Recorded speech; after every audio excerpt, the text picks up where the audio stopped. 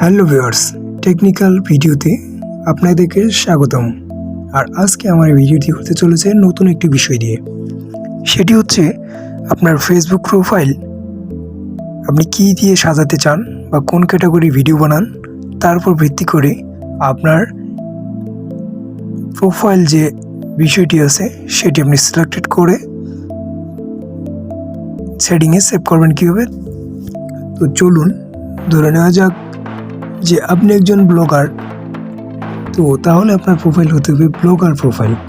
আর যদি আপনি একজন কন্টেন্ট ক্রিয়েটর বা ডিজিটাল কন্টেন্ট ক্রিয়েটর, সেখানে আপনি ডিজিটাল ক্রিয়েটর দিতে পারবেন। যদি আপনি অ্যাক্টর হয়ে থাকেন সেখানে অ্যাক্টর দিতে পারবেন।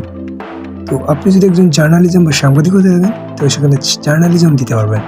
এবং আপনি যদি অন্য কোনো বিষয়ের উপর ভিত্তি করে ভিডিও, সেই বিষয়টি সিলেক্ট করতে পারবেন। তো আমি সেই বিষয়টি এখন বুঝিয়ে দিব আপনাদেরকে। তো চলুন শুরু করা যাক।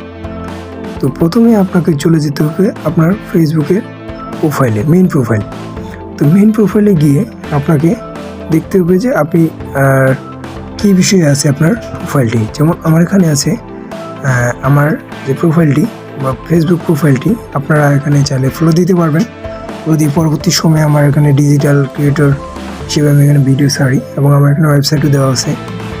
তো আপনারা চাইলে আমার এগুলো ফলো করতে পারেন এবং ফলো দিয়ে আমার পরবর্তী ভিডিওগুলো পেতে পারেন। এবং আমার এই চ্যানেলটিতে অবশ্যই আপনারা সাবস্ক্রাইব করবেন।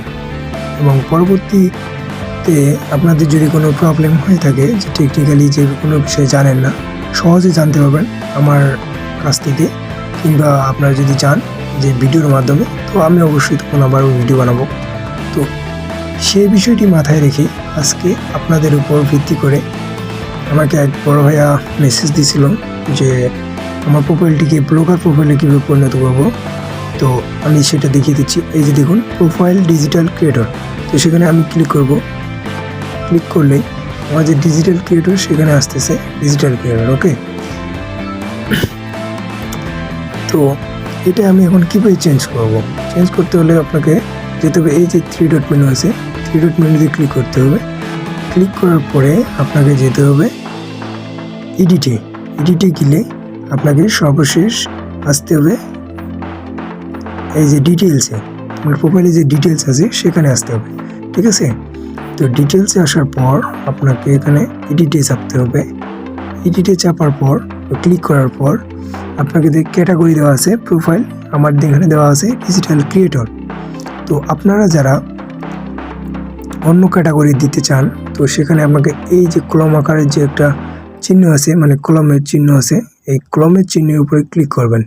ক্লিক করার পর আপনারা এখানে সার্চ দিতে পারেন আপনি যেটার উপর বানাতে চান।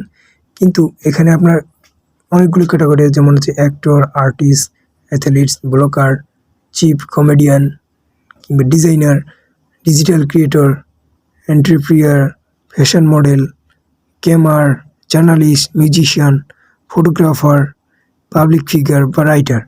আমি এখন আপনাদেরকে এই যে বিষয়গুলো রয়েছে, আপনারা চাইলে যে বিষয়টার উপর আপনি আপনার প্রোফাইলটি করতে যাচ্ছেন, তো সেই জায়গায় আপনাকে ক্লিক করতে হবে। এবং ক্লিক করার পরে পরবর্তী ধাপগুলো আপনাকে করতে হবে। ঠিক আছে, এই যে ক্লিক করার পর এই যে এখানে টিক আছে, হ্যাঁ, টিক থাকার পর টিক দিতে হবে। টিক দিয়ে আপনার কাজ শেষ। তো এই ছিল আজকের ভিডিও।